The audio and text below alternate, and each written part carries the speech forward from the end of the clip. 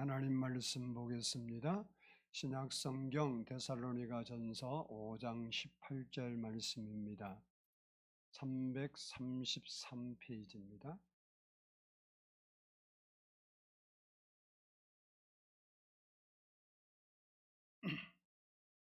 (333페이지) 데살로니가전서 5장 18절 말씀을 저와 한 목소리로 함께 봉독하도록 하겠습니다.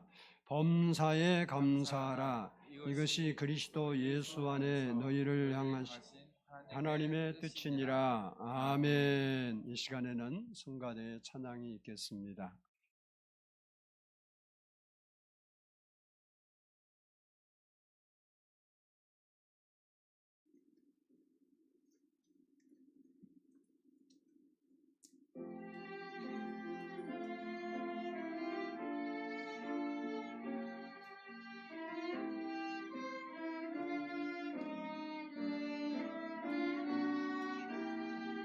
은선 하늘에 주시는 주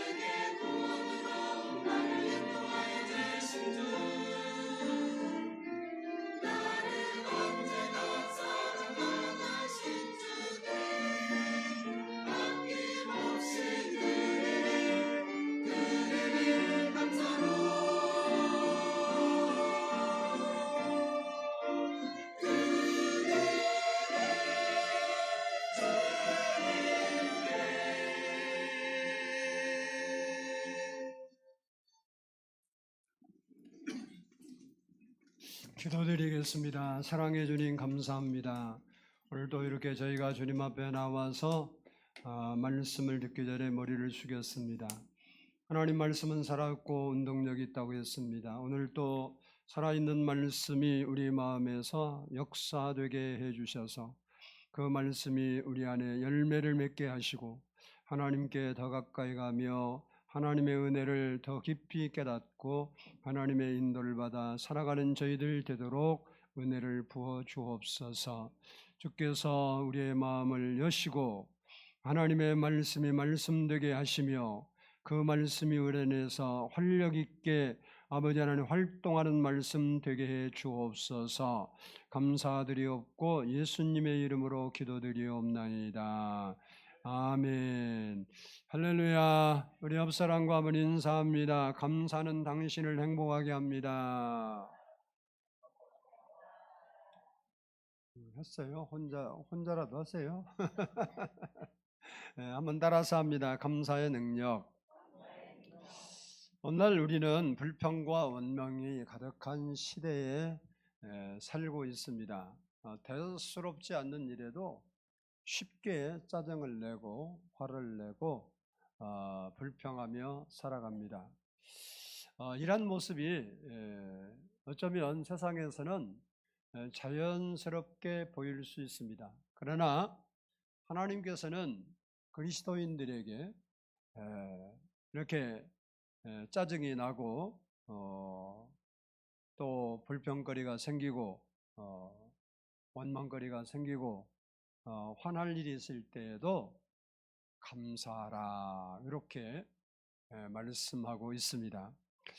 오늘 본문 말씀을 보면 범사에 감사하라, 이것이 그리스도 예수 안에서 너희를 향하신 하나님의 뜻이니라 라고 명령하고 있습니다.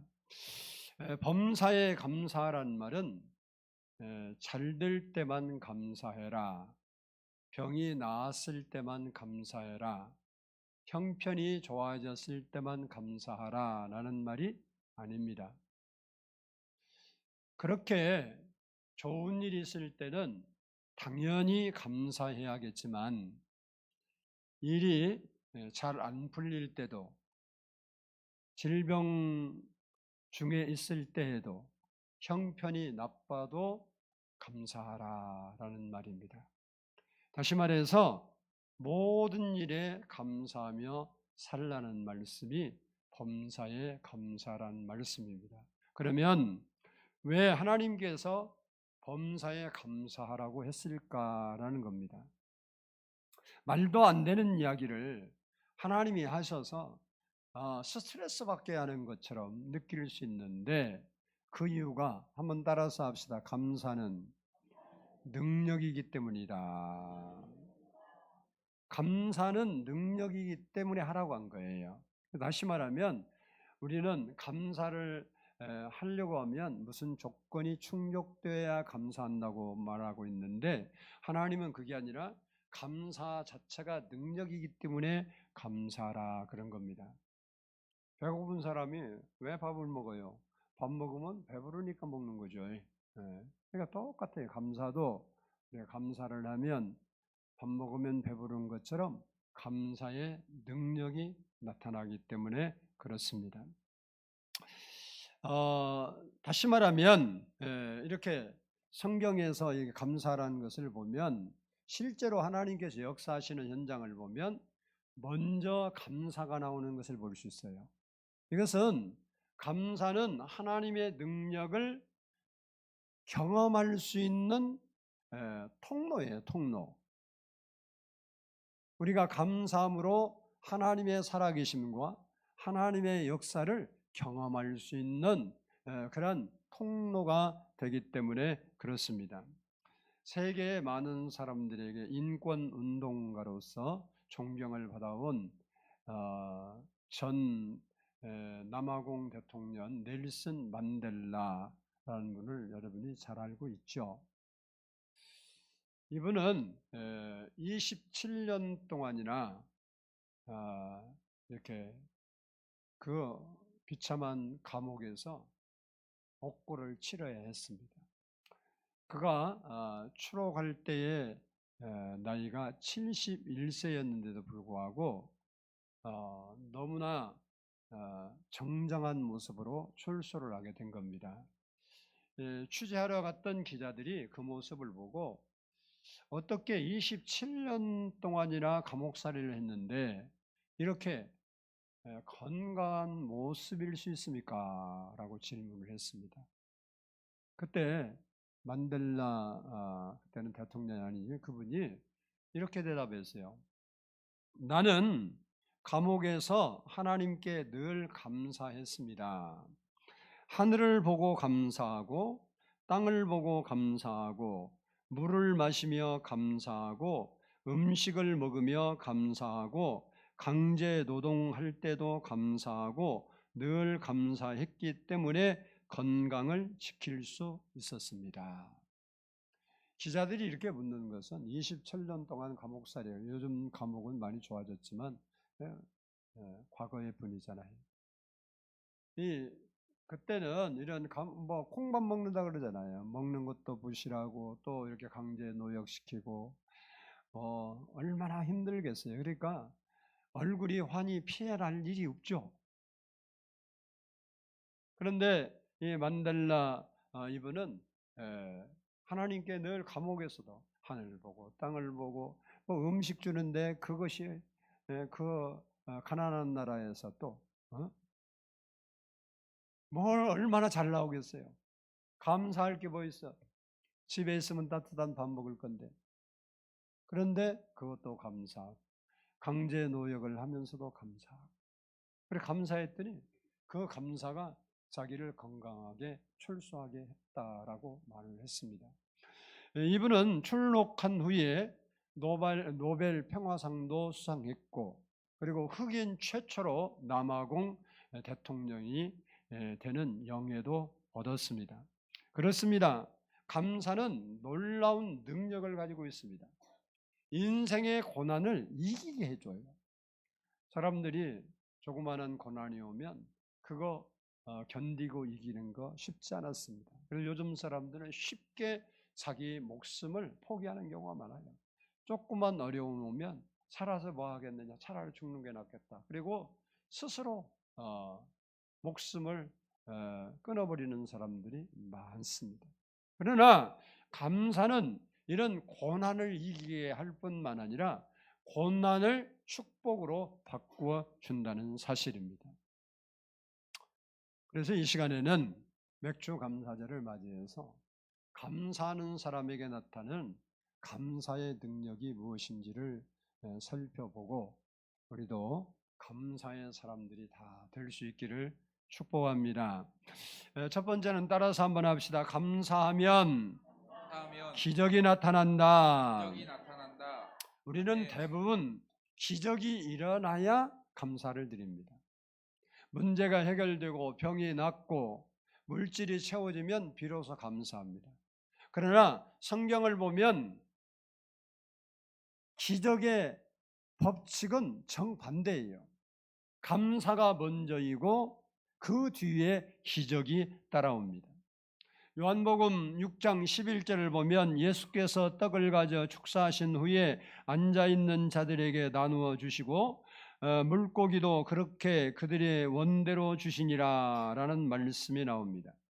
이 말씀은 예수님께서 천국 복음을 전하시는데 그곳에 장정만 5,000명 그리고 여자와 어린아이를 합하면 적어도 학자들은 1만 명에서 2만 명 사이 어떤 사람 15,000명인데 1만 명은 좋게 넘은 사람들이 거기에 모여서 하루 종일 예수님 곁을 떠나지 않고 예수님의 말씀을 들었습니다. 어느덧 해가 서산에 기울고 하루 종일 제대로 먹지 못한 그들은 허기에 시달려야 했습니다. 제자들이 안타까워서 예수님께 말합니다. 예수님, 저들을 빨리 돌려보내서 시장에서 사 먹든지 집에 가서 밥을 먹어야 되지 쓰러질 것 같습니다. 그 모습을 보고 예수님이 그랬습니다. 갈 것 없이 너희가 먹을 것을 줘라. 제자들에게는 어린 나이가 가져온 보리떡 5개와 물고기 2마리가 들어있는 도시락이 전부였습니다. 그 많은 사람들에게 오병이어가 도움이 조금이라 되겠어요? 한 사람 식사도 안 되는데. 그럼에도 불구하고 예수님은 그들을 50명, 100명씩 잔디밭에 이렇게 앉게 해라 하고 그 오병이어를 가지고 축사하셨습니다. 여기 축사란 말은 감사라는 단어입니다. 다시 말하면 예수님께서 그 작은 것이지만, 그 부족한 것이지만 그것을 가지고 하나님께 감사 기도를 드렸다는 겁니다. 그랬더니 그들이 배불리 먹고 남은 조각만 12바구니를 거두었습니다. 요한복음 6장 13절을 보면 이에 거두니 보리떡 5개로 먹고 남은 조각이 12바구니에 찼더라라고 말씀하고 있습니다. 그렇습니다. 감사는 기적을 불러온다는 거예요. 감사가 뭘 다 한다고? 기적을 불러와요. 우리는 기적을 원하는데 감사를 못해요. 감사는 기적을 불러오는 겁니다. 사업 실패로 큰 빚에 시달리는 한 집사님의 이야기인데, 이분은 건설 관련 사업을 하다가 IMF와 경제 침체로 사업이 무너졌습니다. 수억의 빚을 지고 채권자들로부터 독촉을 받았습니다. 매일 원망과 불평 속에 살면서 하나님, 왜 저를 버리셨습니까? 라는 기도만 했습니다. 그러던 어느 새벽 예배에 설교를 듣고 감사 일기를 쓰기로 결심을 했습니다. 처음에는 형식적이었지만 점점점 시간이 흐르면서 마음에 와 닿은 거예요. 오늘 또 가족이 함께 밥 먹을 수 있어 감사합니다. 숨을 쉬며 하루를 살게 하심을 감사합니다. 하나님께 소망을 두고 살아갈 수 있게 하심을 감사합니다. 그리고 그가 6개월 이상을 이렇게 감사의 일기를 쓰며 감사를 표현하면서 살고 있었는데 예상치 못한 곳에서 도움의 손길이 이어졌습니다. 과거에 거래했던 거래처로부터 연락이 와서 큰 규모의 계약을 성사했고, 그것이 발판이 되어서 회사가 정상적으로 가동되면서 그동안 졌던 빚도 갚고 정상화되었다라고 간증하고 있습니다. 그렇습니다. 감사는 부족을 풍성으로 바꿔주는 능력이 있다, 그 말이에요. 감사할 조건이 있어 감사하는 게 아니라 부족함에도 하나님께 감사하고 살았더니 하나님께서 바꾸어 주시더라, 그런 말입니다. 둘째, 따라서 합시다. 감사하면 경쟁에서 승리한다. 역대하 20장 21절을 보면 백성과 더불어 의논하고 노래하는 자들을 택하여 거룩한 예복을 입히고 군대 앞에서 행진하며 여호와를 찬송하며 이르기를 여호와께 감사하세 그의 인자심이 영원하도다 하게 하였더니라는 말씀이 있습니다. 유다왕 여호사밧이 통치할 때에 모압과 암몬과 이 마온 족속이 연합군을 형성해서 유다를 침공하게 됩니다. 그런데 문제는 유다의 군사력으로서는 이들을 절대 이길 수 없는 힘이 없었어요. 그래서 적군이 연합해서 쳐들어온다는 소식을 듣고 왕뿐만 아니라 백성들이 간담이 높고 두려움에 떨었습니다. 그러나 믿음의 사람이었던 여호사밧 왕은 두려워 떨고만 있지 않았습니다. 온 백성들에게 금식하며 기도하라고 선포를 하고 본인도 하나님께 기도를 드립니다. 역대하 20장 12절을 보면 그때 여호사밧이 하나님께 이렇게 기도를 해요. 우리를 치러오는 이 큰 무리를 우리가 대적할 능력이 없고 우리 자기로서는 지금 싸울 힘이 없다는 거예요. 어떻게 할 줄도 알지 못하옵고 또 그들을 향해서 항복을 해야 하는지 어찌 좀 맞서 봐야 되는지 무슨 작전을 세워야 되는지 어떻게 할 줄도 모르겠다는 거예요. 그리고 뭐라고 고백하냐? 오직 주만 바라보나이다. 지금 어떻게 항복하자니 망하게 생겼고 싸우자니 이길 힘이 없고 그러니까 방책을 낼 수가 없는 거예요. 그래서 하나님 어쩔지를 몰라서 주만 바라보나이다. 그 기도를 들으신 하나님께서 이렇게 말씀하십니다. 15절을 보면 너희는 이 큰 무리로 말미암아 두려워하거나 놀라지 말라. 이 전쟁은 너희에게 속한 것이 아니요 하나님께 속한 것이니라. 즉 하나님께서 그 전쟁에 직접 개입하셔서 싸울 것이니까 너희는 서서 구경하고 두려워하거나 놀라지 말라라고 하신 것입니다. 왕과 백성은 이 선지자를 통해서 하나님의 사람을 통해서 하신 말씀을 굳게 믿었습니다. 하나님이 여호사밧에게 직접 말씀한 게 아니고 사람을 통하여 말씀했는데 그 말씀을 믿고 굳게 하나님 앞에 그리고 깊이 감사했습니다. 그러면 그 전쟁에 우리가 이제 나가서 싸우기는 했는데 어떻게 할까 논의한 끝에 거룩한 옷을 입힐 성가대를 결성을 합니다. 그리고 그 찬양대를 가장 선봉에 세우고 찬송하면서 적군을 향해서 나가게 했습니다. 그런데 중요한 사실은 여호와께 감사세, 여호와께 감사세, 여호와께 감사세 이 찬송이 시작할 그때 바로 그 순간 하나님이 준비한 복병이 일어나서 적진 가운데서 싸움이 일어났습니다. 갑자기 일어나니까 그들은 지금 연합군이 모여 있잖아요. 누가 누군지 누가 적인지 잘 모르는 거예요. 자중질환이 일어나서 자기들끼리 싸워서 다 전멸했어요. 그래서 그 승리를 결국 이기게 됐는데 그들이 남겨놓고 간 노획물이 얼마나 많았는지 이스라엘 군대도 만만치 않았는데 이들이 3일 동안을 날라야 다 가져올 만큼 많은 노량물을 남겨놨어요. 그러니까 얼마나 많은 사람이 왔다라는 것을 우리에게 말씀하고 있습니다. 여러분, 우리가 위기 때 감사하면 위기를 이기게 하시는 거예요.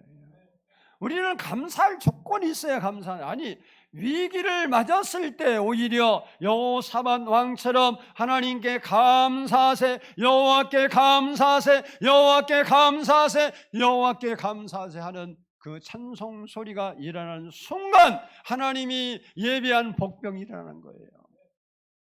위기 때 감사할 때 위기를 이길 수 있는 하나님의 그 역사가 우리의 삶에 나타난다는 것입니다. 대기업에 다니는 30대 중반의 어느 집사님의 간증입니다. 영업팀에서 실적이 최고였는데도 그 동료들의 이 질투 그리고 모함 이런 것 때문에 상당히 힘든 시간을 보냈습니다. 중요한 자료가 갑자기 사라지고 또 하다 보면 영업팀이 실수도 하는데 실수를 과장되게 보고해서 힘들게 만들고 이런 일들이 계속 반복되었어요. 매일 퇴근길에 눈물을 흘리며 하소연하며 기도를 했어요. 그러던 어느 날 감사로 하나님께 나가면 그 싸움을 하나님께서 싸우신다는 말씀을 듣고 감사하기로 생각을 바꿨습니다.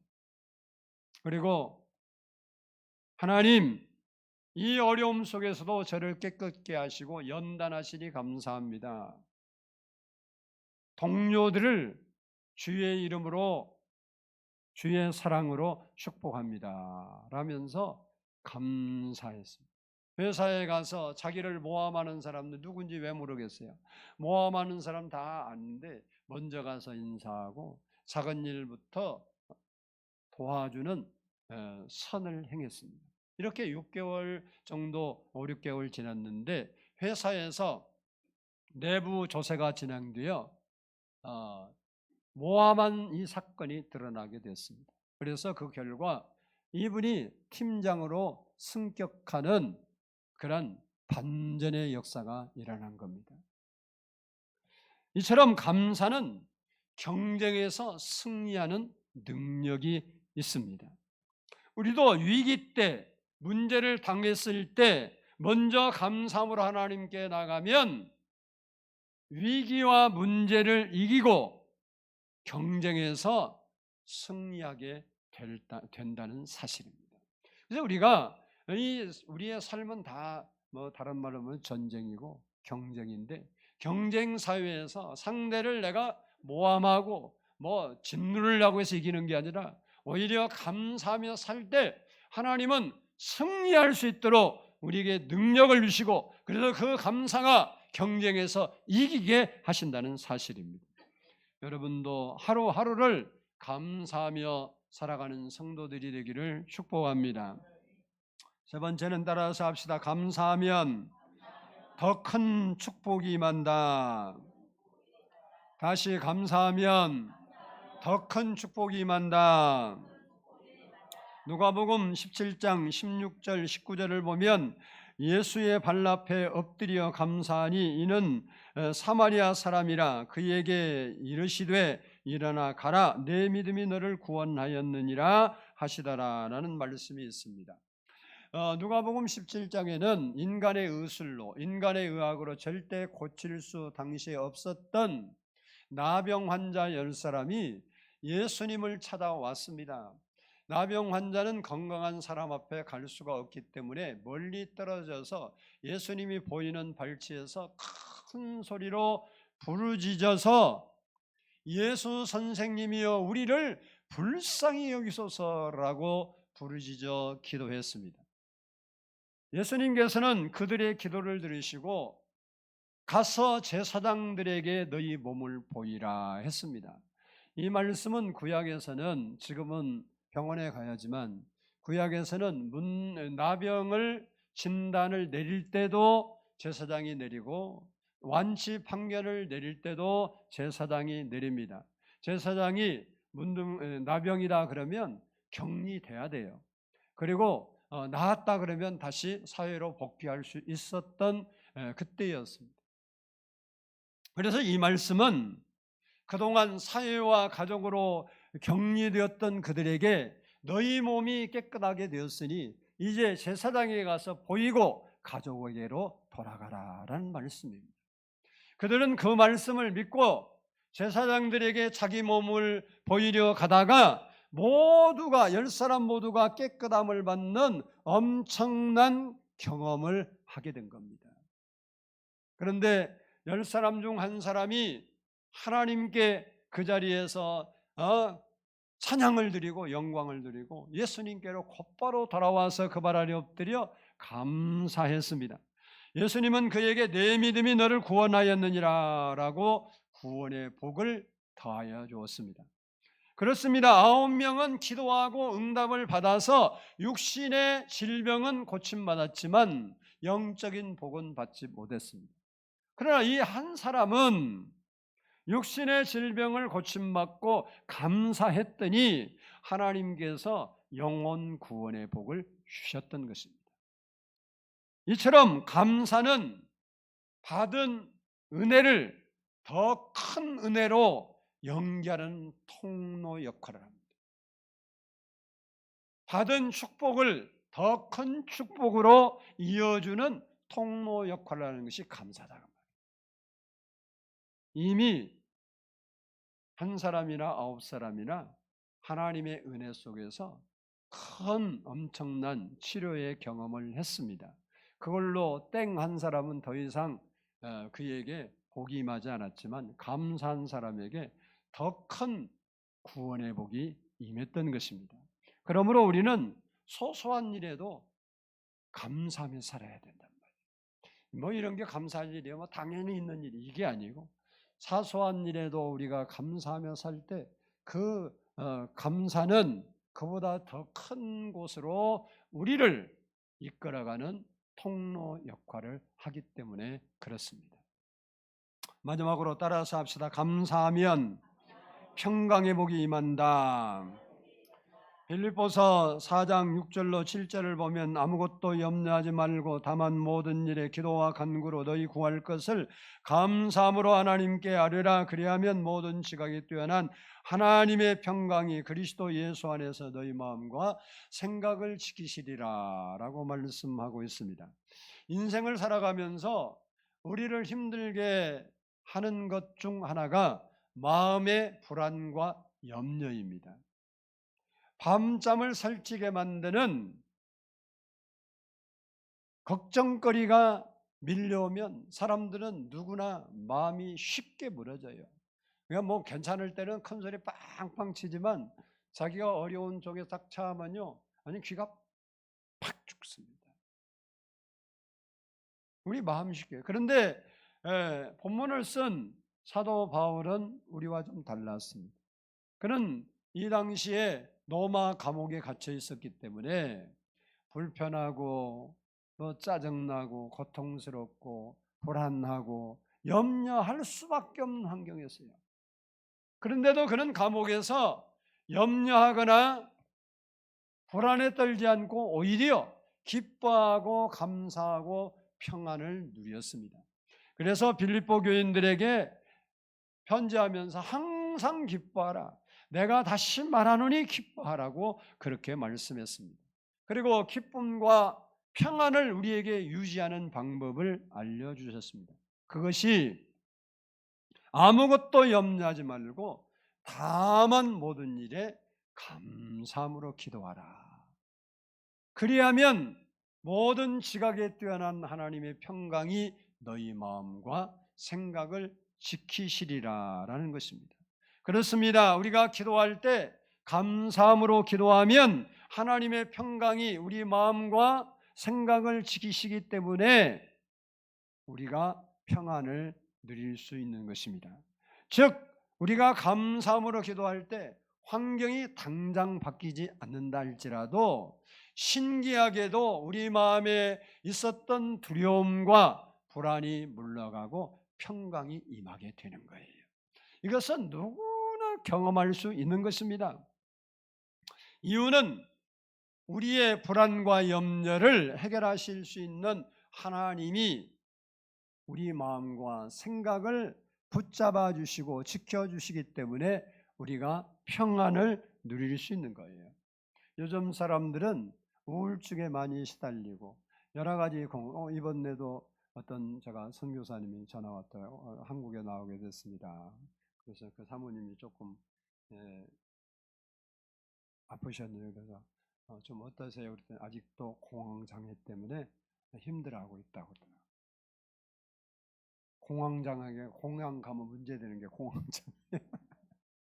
이게 비행기 타면 곤란해. 또 믿는 사람 없겠지. 공황장애, 폐쇄장애 뭐 이런 여러 가지 질병에 시달린 사람이 너무 많아요. 왜 그런 줄 알아요? 마음이 불안해서 그런 거예요. 그냥 그런 게 온 게 아니라 어떤 사건이 있는데 이제 그 사건이 자기 정신을 지배하니까 자기도 모르게 불안해 마음이. 그래서 공황장애, 무슨 장애 그랬어요.